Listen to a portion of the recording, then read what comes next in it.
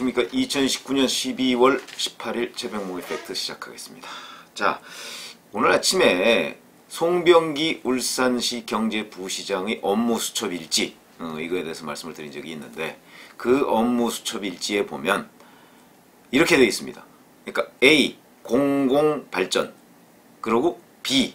자리 요구, 이렇게 되어 있습니다. 그러니까 무슨 얘기냐면 송철호 변호사와 함께 울산시장 민주당 후보를 염두에 두고 뛰던 주자가 2명이 더 있었습니다. 그런데 그 2명을 교통정리를 한다는 것이죠. 교통정리를 하기 위해서 A라는 사람은 공공발전, 그러니까 이거는 아마 공공발전으로 보내주기로 했다, 뭐 이런 것 같아요. 그 다음에 B라는 사람은 자리 요구, 그러니까 아마 자리를 요구하면, 자리를 날 이런 거를 마련해주면 내가 후보를 사퇴하겠다, 뭐 이런 것으로 보입니다. 이제 정치적 거래죠. 물론 공직선거법 위반입니다. 그런데 그러면 이 A와 B가 누구냐 하는 게 이제 관심이 있어서, 그렇지 않아도 제가 좀 찾아봤습니다. A와 B가 과연 누구일까? 왜 그러냐면 당시에 뭐 뛰던 사람이라고 하면 그 지역 언론 뭐 이런 데에 뭐 이름이 여러 차례 나올 것이기 때문에 그래서 이제 찾아봤더니 그 실체가 나왔습니다. 그래서 제가 지금 말씀을 드립니다. 제 이 썸네일에 보면 사진이 한 장 있죠? 그거는 2018년 4월 2일 경상일보, 뭐 울산을 대표하는 언론 뭐 이런 캐치프레이즈가 있던데, 그 경상일보에 나온 사진입니다. 그럼 4월 2일은 뭐냐? 4월 2일 날 광역단체장 면접을 했었습니다. 그러니까 면접을 하고 나서 세 사람이 손을 맞잡고 뭐 이렇게 선전을 다짐하는 그런 자리였습니다. 그런데 판은 제가 추정컨대 판은 이미 끝나 있었습니다. 그 시점에. 그런 것 아닌가 봐. 우선 A와 B는 심규명 변호사와 임동호 전 더불어민주당 최고위원이다. 누가 그러면 공공발전으로 보내주기로 했고 누구는 자리 요구를 했느냐, 이건 뭐 명확하진 않습니다. 왜 명확하지가 않냐면 심규명 변호사 한번 양력을 보면, 변호사입니다. 변호사. 2018년 05월부터 06월, 그러니까 이거는 이제 그 선거운동을 막 시작할 때죠. 이때 보면 선대위, 그러니까 송철호 선대위의 공동선대위원장 뭐 이런 것으로 이제 한 걸로 돼 있고, 바로 그 직후, 그러니까 송철호 울산시장이 이제 취임을 한 직후에 9월부터 우리 역사 바로세우기 운동본부 공동대표, 뭐 적십자 뭐 무슨 뭐 혈액 뭐 무슨 의원 뭐 이런 걸 했는데, 이런 거는 뭐 그 무슨 발전하고 아무 상관없고요. 그 다음에 그 뭐 이건 뭐 대단한 자리도 아닙니다. 그런 것으로 봐서는 심규명 변호사는 원래 여권에서 이렇게 해주겠다, 후보를 사퇴하면 하는 것을 제대로 못 챙긴 것으로 보입니다. 그 다음에 그러면 임동호 전 최고위원은 또 어떠냐? 임동호 전 최고위원은 2017년 7월, 그러니까 이건 선거가 있기 1년 전이죠. 그때 민주당의 최고위원이 됐는데, 자, 그 다음에 이제 그만두고 예비 후보로 등록을 하지 않았겠습니까? 그 예비 후보로 등록하고 나서 계속 하고, 그 이후에 2018년 이후에 임동호 전 최고위원에 대해서는 특별하게 그 지금 뭐 데이터베이스 양력에 보면 나온 게 없습니다. 그러니까 어디로 자리를 뭐 알선을 해주거나 한 것이 없는 것으로 보입니다. 그렇게 따지면 적어도 현재 기록상으로는 이 두 사람은 다 무슨 자리를 약속받았는지 모르겠으나 실제 선거가 끝나고서는 아무런 자리에 취임을 하지 못했다 하는 것이 이제 그 사람들의 양력에서 드러나는데, 근데 좀 특이한 사항이 있습니다. 그 2018년 2월 달에 갑작스럽게 그러니까 선거운동을 하던 심규명 변호사가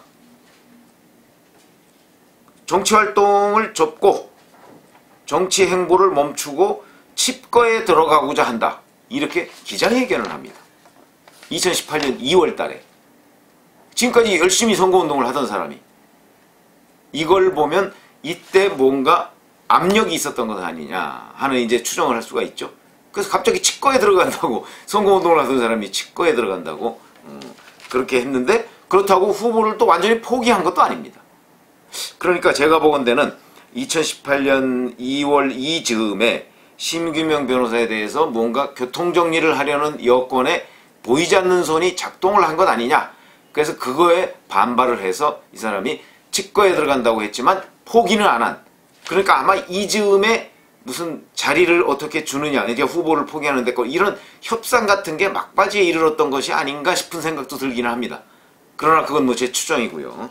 여하튼 갑자기 그러던 사람이, 자 그리고서 이제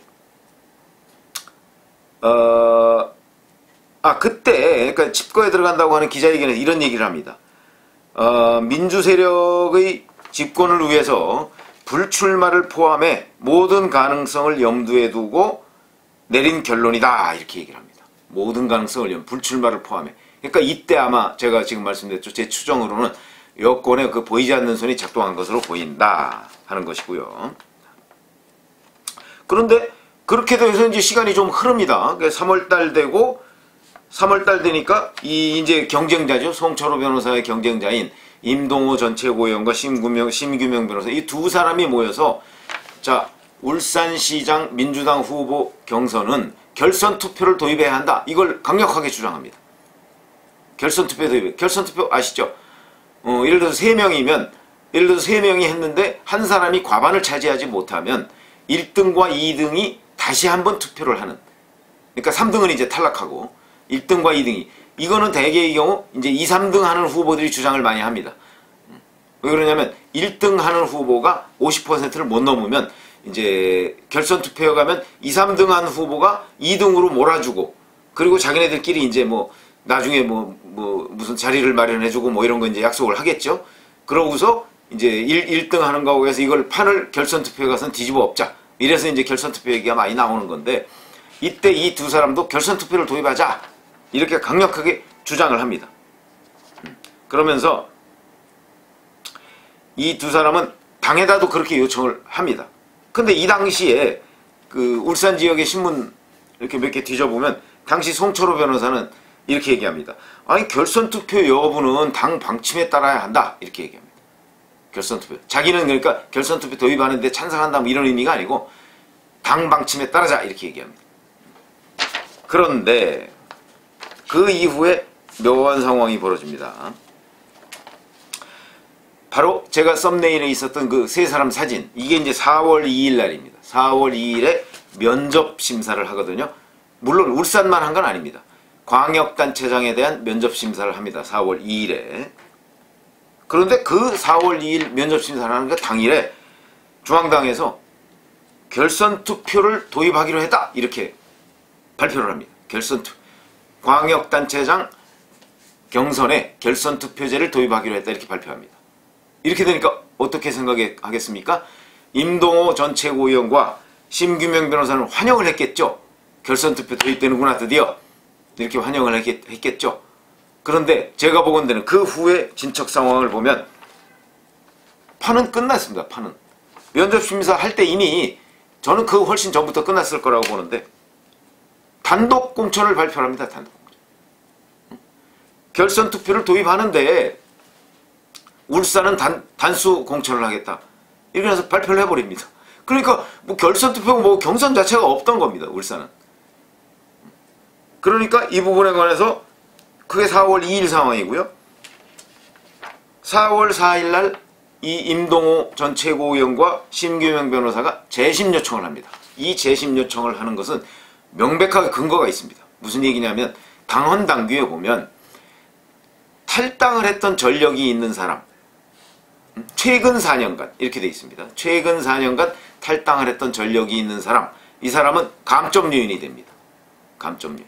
10% 정도의 감점 요인이 있습니다. 그러면 근데 단수 공천 발표를 해가면서 송철호 변호사가 월등히 앞서 있다, 이렇게 발표를 했거든요. 물론 점수는 공개 안 했죠. 점수 공개 안 하면서 월등히 앞서 있다 이랬는데, 과연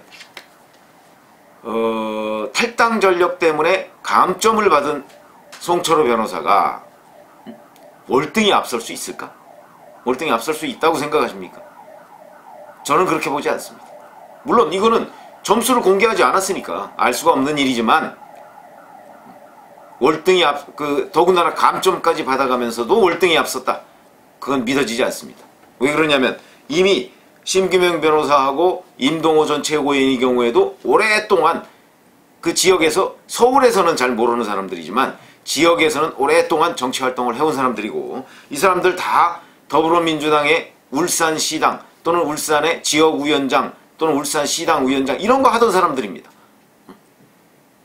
그러니까 울산 지역에서 정치 활동을 오래 했던 사람들이기 때문에 거기에서 만약에 경선을 한다. 경선에는 뭐 민심도 반영이 되지만 당심도 반영이 되는 것이기 때문에 제가 보건대는 경선을 하더라도 이 사람들이 송철호 변호사의 그렇게 뒤질 상황은 아니지 않는가. 저는 그렇게 판단을 하는데 더군다나 감점이라는 부담을 안고서도 월등히 앞섰다는 건 저는 말이 안 된다고 생각을 하는데 뭐 점수 공개를 안 했으니까 흔히 이런 경우에서 이 사건의 경우에는 뭐 제가 뭐 어찌했다 할 수가 없지만 다른 그 공천 심사 작업이나 이런 걸 볼 때는 이런 점수 같은 거의 조작 이런 것들은 흔히 있습니다. 지금 유명을 달리한 정두원 전 의원도 그런 얘기했죠. 한국당도 마찬가지입니다. 한국당만 마찬가지인가요? 장성민 전 의원 과거에 민주당 공천 심사할 때 조작이다 이렇게 주장을 했습니다.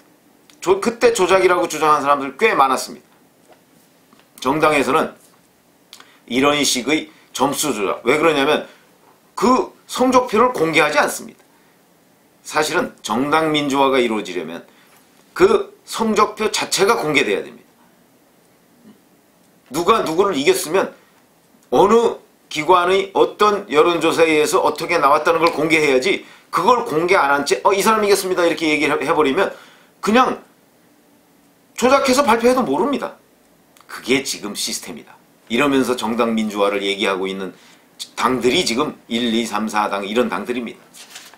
물론 뭐 정의에 반하는 행위를 계속 해가면서도 정의롭다 이렇게 주장하는 정당도 있습니다만은 자 그래서 4월 4일날 재심 요청을 하는데 바로 4월 5일날 바로 다음날 이유 없다 기각을 해버립니다. 무슨 얘기냐면 정해졌으니까요. 이미 방침이 정해졌는데 뭐 이유가 있을 리가 있겠습니까?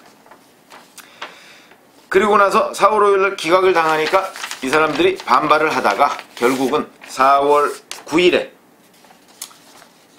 당의 중앙당의 방침을 따르겠다 이렇게 얘기를 합니다. 그 자리에서 심규명 변호사가 이렇게 얘기를 합니다. 경선조차 치르지 못하고 하차해야 하는 안타까운 상황을 이루다 말로 표현할 수가 없지만 노무현 대통령께서 말씀하신 최악의 결과인 원칙 없는 패배는 막아야겠다는 생각으로 차선책으로 원칙 없는 승리를 선택하기로 했다. 뭐 말이 좀 복잡하고 어렵죠. 원칙 없는 승리. 그러니까 지금 경선을 치르지 않고 송철호 변호사를 단수 공천한 것은 원칙 없는 행위다. 그러나 이걸 수용하는 것은 나의 승리다. 아마 이런 얘기를 하고 싶은 것으로 보입니다. 뭐 어찌됐든 간에 수용한다 하는 회견을 이제 4월 9일날 합니다. 임동호 전 최고위원도 하고 심규명 변호사도 합니다.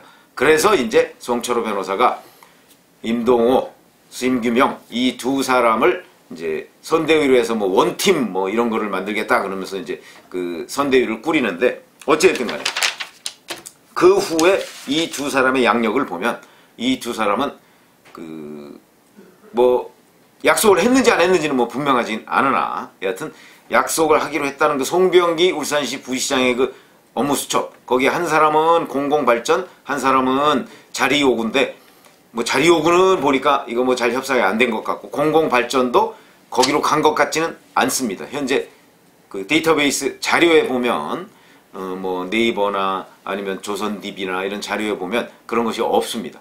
그런 점으로 봐서는 아마 그 약속도 안 지켜진 것이 아닌가 뭐 이런 생각이 드는데 어찌됐든 간에 이런 식의 교통정리 시도가 있었다는 강한 의심은 송병기 부시장의 업무수첩에서도 나오고 그 다음에 실제 그 심규명 변호사가 칩거하고자 한다는 기자회견을 했고 그 다음에 수용회견에서도 여러가지 불만을 나타낸 점으로 봐서는 이런저런 교통정리 작업이 있었고 그 덕택으로 사실은 송철호 변호사가 단수 공천을 받았다.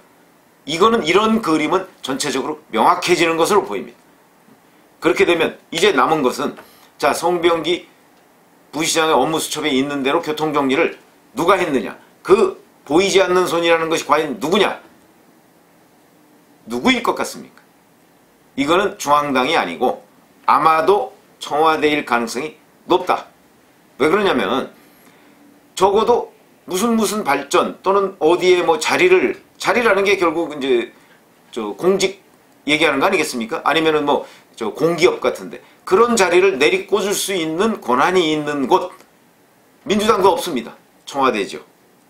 그러니까 여기에 지금까지 우리가 송철호 변호사를 당정청이 일사불란하게 밀어줬다. 그래서 송철호 변호사 맞춤형 토탈 서비스를 했다. 이런 말씀을 드린 적이 있는데 이 토탈 서비스에 하나가 추가된 겁니다. 경쟁 후보 교통정리. 이것도 아마도 청와대가 했을 것이다. 청와대 아니면 그런 걸 할 수 있는 능력이 없습니다.